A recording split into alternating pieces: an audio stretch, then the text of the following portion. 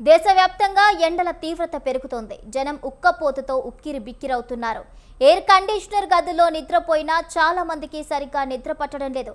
రాత్రి మధ్యలో పలుమార్లు మేల్కోవటం, అధిక చెమటలు, ఉదయం తలనొప్పి, పగటిపూట అలసట వంటి సమస్యలతో ఆసుపత్రులను ఆశ్రయించే వారి సంఖ్య పెరుగుతోందని నిపుణులు హెచ్చరిస్తున్నారు.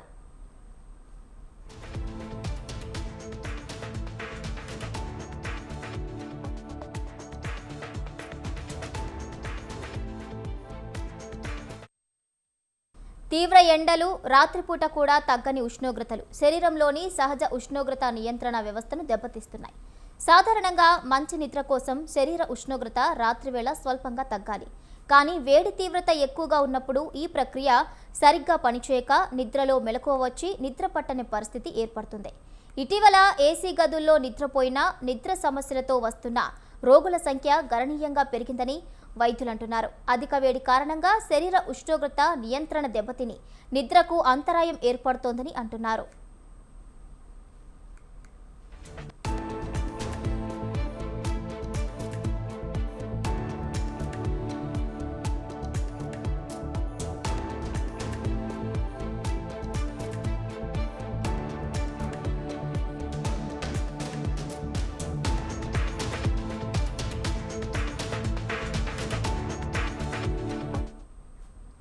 ఎండల వల్ల రాత్రి పలుమార్లు మేల్కోవటం, అధిక చెమటలు పట్టడం, ఉదయం తలనొప్పి, పగటిపూట అలసట, చిరాకు, ఏకాగ్రత లోపించడం వంటి లక్షణాలు కనిపిస్తున్నాయని నిపుణులు అంటున్నారు.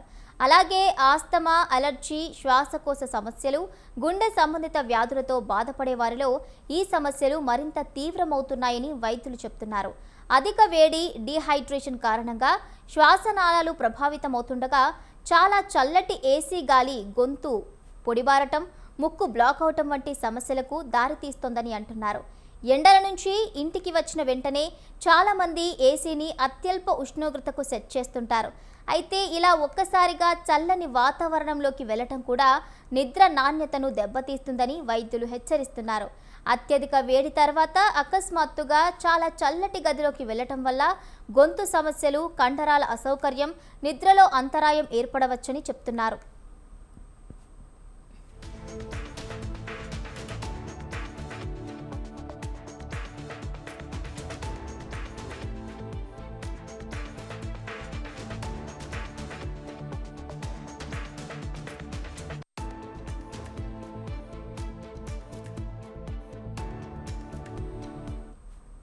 ఇక నిద్రలేమి కేవలం అలసటకే పరిమితం కాదని, దీని ప్రభావం మానసిక ఆరోగ్యంపై కూడా పడుతుందని వైద్యులు చెప్తున్నారు.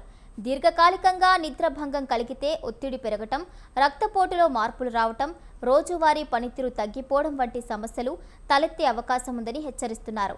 ఎండాకాలంలో మంచి నిద్ర కోసం రోజంతా తగినంత నీరు తాగాలని వైద్యులు సూచిస్తున్నారు. అలాగే నిద్రకు ముందు కాఫీ, టీ వంటి కెఫిన్ పదార్థాలు తగ్గించాలని చెప్తున్నారు. రాత్రిళ్ళు మితంగా తినాలి, గది ఉష్ణోగ్రతను మితంగా ఉంచాలి, ప్రతిరోజు ఒకే సమయానికి నిద్రపోయే అలవాటు చేసుకోవాలని అంటున్నారు. గదిలో గాలి ప్రసరణ బాగుండేలా చూసుకోవాలని, కాటన్ బెడ్షీట్లు ఉపయోగించాలని, నిద్రకు ముందు మొబైల్ స్క్రీన్ వినియోగం తగ్గించాలని వైద్యులు సూచిస్తున్నారు. తరచుగా నిద్రలేమి, గట్టిగా గురక పెట్టడం, పగటిపూట అధిక నిద్రమత్తు, నిద్రలో శ్వాస తీసుకోవడంలో ఇబ్బంది వంటి లక్షణాలు కనిపిస్తే వెంటనే వైద్యులను సంప్రదించాలని నిపుణులు సూచిస్తున్నారు. ఇవి స్లీప్ అప్నియా లేదా ఇతర శ్వాసకోశ సమస్యలకు సంకేతాలు కావచ్చని అంటున్నారు.